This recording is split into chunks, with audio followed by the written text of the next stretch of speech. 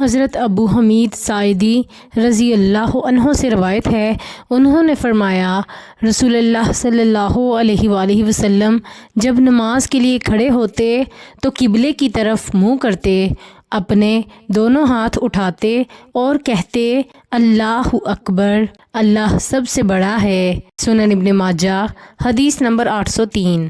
حضرت ابو سعید خدری رضی اللہ عنہ سے روایت ہے، انہوں نے فرمایا رسول اللہ صلی اللہ علیہ وآلہ وسلم جب نماز شروع کرتے تو یہ دعا پڑھتے۔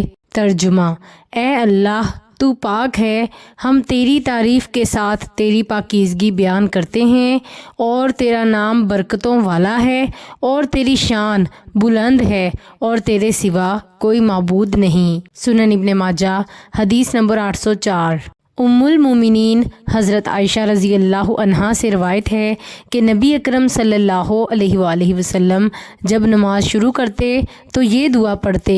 ترجمہ: اے اللہ تو پاک ہے اور ساری تعریفیں تیرے لیے ہیں، تیرا نام بابرکت ہے، تیری شان بلند ہے، اور تیرے علاوہ کوئی مستحق عبادت نہیں۔